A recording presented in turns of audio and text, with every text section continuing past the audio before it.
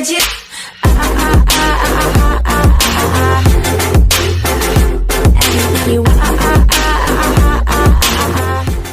Selamat siang Ibu dan teman-teman. Kami dari kelompok keempat akan mempresentasikan materi dengan judul Konsep Pengambilan Keputusan dalam Sistem Informasi Manajemen. Sebelum kami masuk pada materi, saya akan memperkenalkan anggota kelompok. Yang pertama, Redemptus Ade Moruk. Yang kedua, Sanstri Spinando Demau.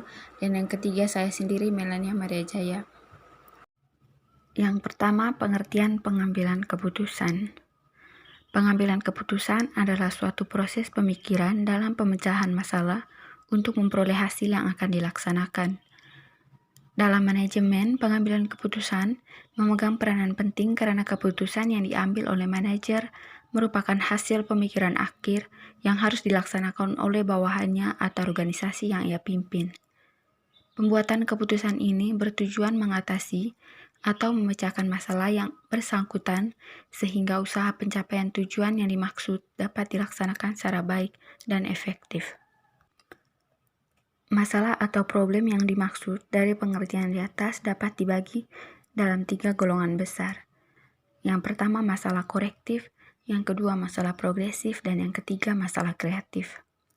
Yang pertama masalah korektif, yaitu masalah yang timbul karena adanya penyimpanan dari apa yang direncanakan.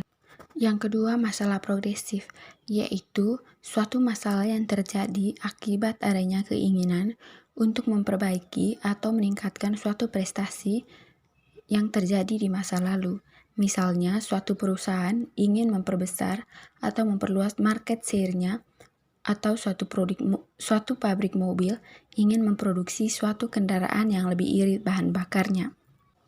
Yang ketiga, masalah kreatif, yaitu suatu masalah yang muncul karena adanya keinginan untuk menciptakan sesuatu yang sama sekali baru. Hal ini dapat dicontohkan sebuah pabrik mobil ingin menciptakan kendaraan dengan energi matahari. Yang berikut, kerangka dasar pengambilan keputusan dan hubungannya dengan sistem informasi manajemen. Herbert A. Simon memperkenalkan suatu model yang bermanfaat sebagai kerangka dasar proses pengambilan keputusan yang terdiri atas 3 tahap, yaitu yang pertama pemahaman, yang kedua perancangan, dan yang ketiga pemilihan. Yang pertama pemahaman.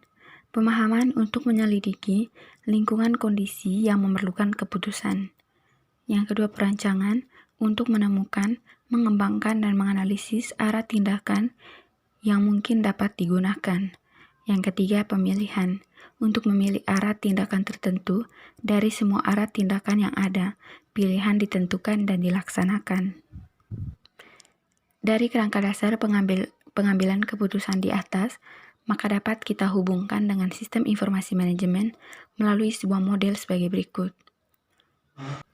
Tahap proses pengambilan keputusan yang pertama yaitu pemahaman. Hubungannya dengan SIM, proses pencarian atau penyelidikan melibatkan suatu pengujian data baik dalam cara yang telah ditentukan dahulu maupun dalam cara khusus. Sistem informasi manajemen harus menyediakan kedua fasilitas tersebut. Yang kedua perancangan. Hubungannya dengan sistem informasi manajemen, yaitu sistem informasi manajemen harus mengandung model keputusan untuk mengolah data dan memprakarsai pemecahan alternatif. Model harus membantu menganalisis alternatif. Yang ketiga, pemilihan. Hubungan dengan sistem informasi manajemen, yaitu sistem informasi manajemen menjadi paling efektif apabila hasil perencanaan disajikan dalam suatu bentuk yang mendorong pengambilan keputusan. Apabila telah dilakukan pemilihan, informasi manajemen berubah menjadi pengumpulan data untuk penilaian. Materi selanjutnya. Yang kedua, penggolongan pengambilan keputusan. Sistem pengambilan keputusan dibagi menjadi 2 berdasarkan sifatnya, terbuka dan tertutup. Yang pertama, tertutup. Artinya keputusan dipisahkan dari masukan yang tidak diketahui dari lingkungannya. Dianggap karena A. mengetahui semua alternatif dan akibat atau masing-masing alternatif.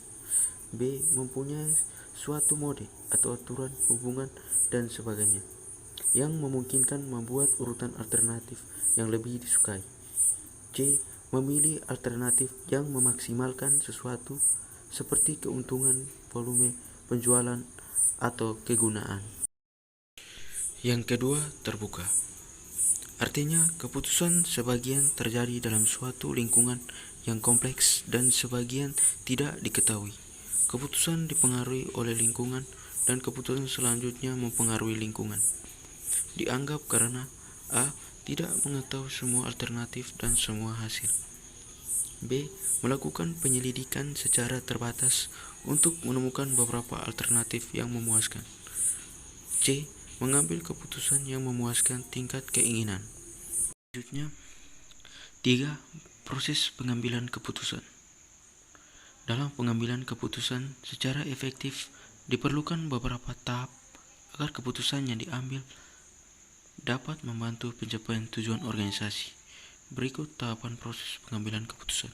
Tahap 1. Pemahaman dan perumusan masalah.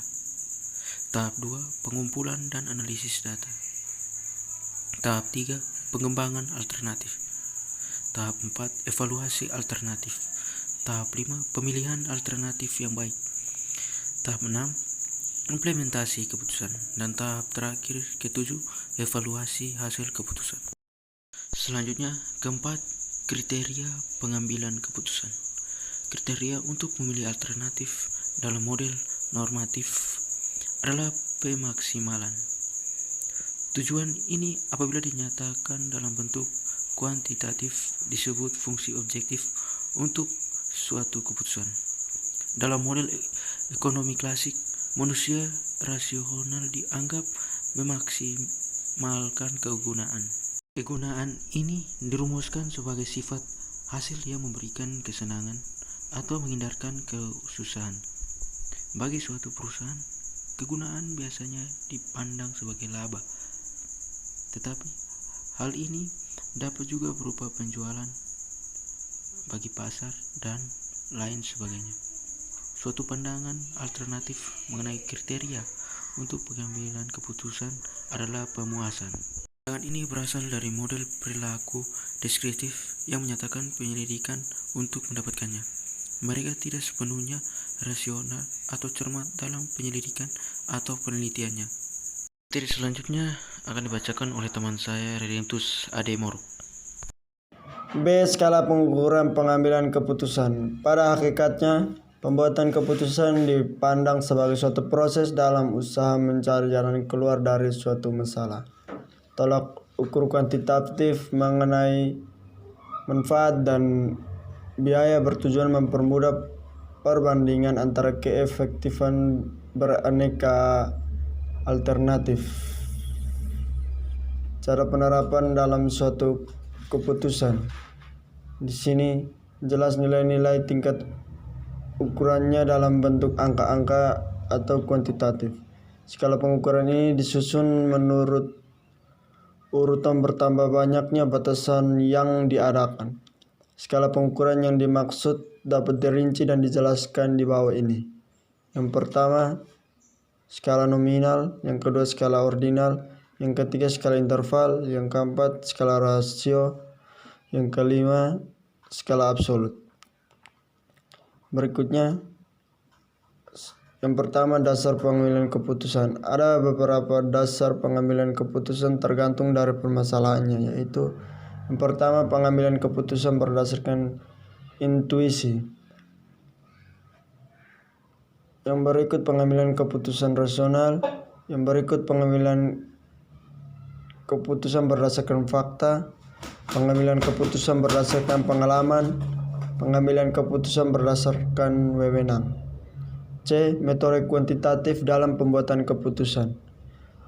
Operasi berbagai organisasi telah semakin kompleks dan mahal, karena itu menjadi semakin sulit dan penting bagi para manajer untuk membuat rencana dan keputusan yang efektif.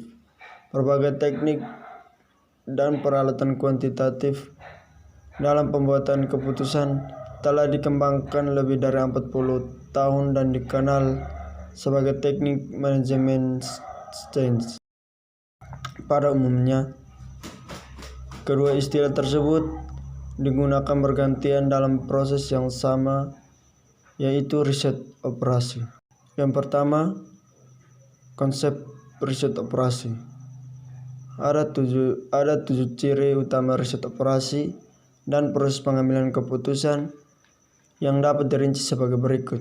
Yang pertama, terpusat pada pembuatan keputusan. Yang kedua, penggunaan metode ilmiah. Yang ketiga, penggunaan model matematik.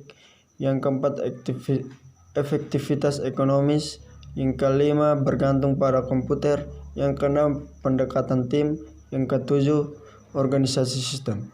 Sedangkan pendekatan riset operasi untuk pemecahan masalah yaitu yang pertama sebagai alternatif di dalam proses pengambilan keputusan mempunyai 5 tahap, yaitu yang pertama diagnosa masalah, yang kedua perumusan masalah, yang ketiga pembuatan model, yang keempat analisis model, yang kelima implementasi penemuan. Model riset operasi. Sebagian besar proyek riset operasi sangat berstandar pada model matematik. Ada sejumlah cara pengelompokan model yang digunakan dalam riset operasi, yaitu model normatif dan deskriptif. Model normatif menggambarkan apa yang seharusnya dilakukan. Model deskriptif menggambarkan segala sesuatu bagaimana adanya. Beberapa model dan teknik operasional sebagai berikut. Yang pertama, prognosi linear. Yang kedua, teori antrian. Yang ketiga, analisis network. Yang keempat, teori permainan. Yang kelima, model rantai makro. Yang keenam, program dinamik. Yang ketujuh, simulasi. Sekian presentasi dari kelompok kami. Terima kasih.